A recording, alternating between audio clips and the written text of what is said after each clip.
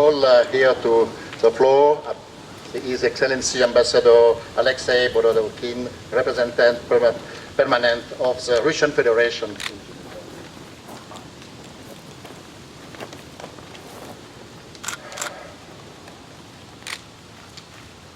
Ladies and gentlemen, dear colleagues, first of all, I would like to express my deepest gratitude to Mr. Carlos Samaruga, President of Foreign Policy Commission of the National Council, who initiated this event. My gratitude also goes to representatives of Canton de Genève, namely the President of Geneva State Council, Mr. François Longchamp, as well as to the owner of Fleur d'Eau Villa, Mr. Dakran Izmir Lian, Mayor of Versoix, Mr. Patrick Malek Ashgar, and permanent representative of Switzerland to the UN, Ambassador Alexander Fadi. Ladies and gentlemen, we are here to commemorate the 30th anniversary of the Soviet-US summit, which took place in Geneva back in 1985. We are convinced that historic handshaking by Gorbachev and Reagan proved its enduring value. Thus, I willingly accepted the invitation to repeat the gesture of the two leaders and shake hands with my dear colleague, distinguished US Ambassador Pamela Hamamoto. Stepping aside from protocol, I would also like to express my hope that Pam will give me a friendly kiss as well. Ladies and gentlemen, we all remember that Gorbachev and Reagan first met eye to eye at the moment when Soviet-US relations were at their lowest. Still, being fully aware of the special responsibility of these two superpowers for maintaining peace and global security, both leaders here in Geneva made the historic choice for cooperation and not confrontation. Together they embarked on the road that finally brought the end to the Cold War. This is the lesson, number one, for all of us to remember. Moreover, that very first Gorbachev-Reagan summit resulted in a number of general and specific common understandings. The most important reads as follows, and I quote, "A nuclear war cannot be won and must never be fought." Recognizing potential catastrophic consequences of any conflict between the two states, the leaders emphasized the importance of preventing any war between them, whether nuclear or conventional. They also agreed not to seek to achieve military superiority over one another. I believe everybody present here share my assessment that those understandings remain as valid today as 30 years ago. Practical commitments in international security and disarmament were also the focus of discussions between Gorbachev and Reagan. We all know very well that most of those commitments were successfully accomplished later on. Since 1985, joint Soviet and then Russian-US record of consistent efforts in nuclear disarmament speaks for itself. As the first step, the US-USSR INF Treaty was concluded in December 8, 1987, followed by a series of agreements on strategic offensive arms reductions.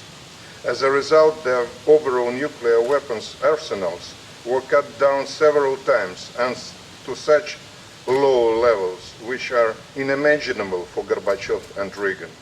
Now Russia and the US are steadily moving forward by implementing New START Treaty and thus bringing numbers of nuclear weapons to their new lowest ever.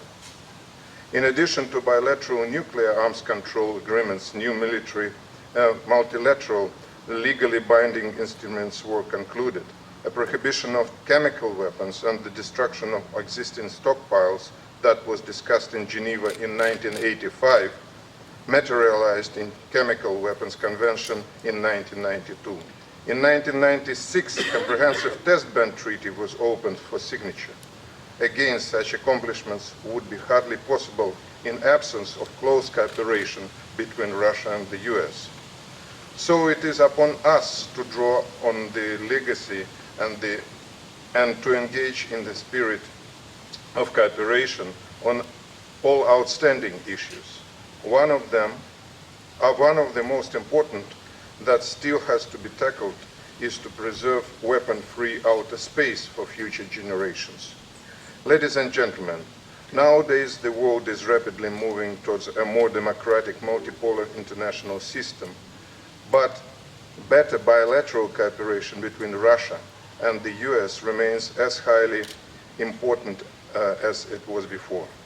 It is important to remember that both in times of the Cold War and after, Russia and the US managed to find ways for constructive interaction and achieve remarkable results.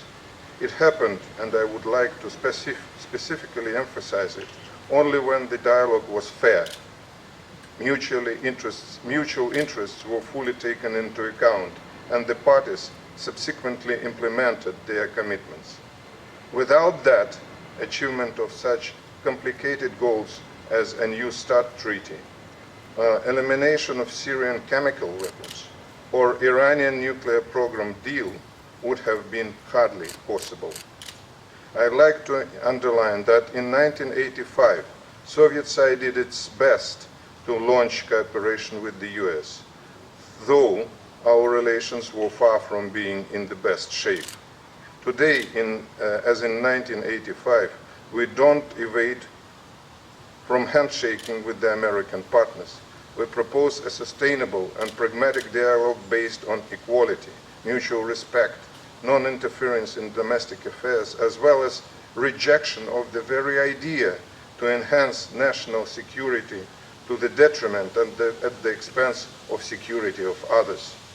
This should bring success in tackling most complex challenges that our people and the whole international community face today. Multipolar world is emerging in times when global threats are growing and becoming more ominous. One of them is so-called Islamic State and other terrorist groups which continue to build up their capacities, gaining ground in the Middle East, destroy human rights and threaten other countries' stability. Though the strategy of fighting terrorism would include many stakeholders, it will still have to be built on Russia's US common vision and close collaboration. Ladies and gentlemen, finally, I would like to underline the importance of Geneva as a comfortable place that favors calm and pragmatic and negotiations on the most pressing world issues. If the spirit of Geneva prevails, nothing, I will repeat, nothing seems impossible. Thank you.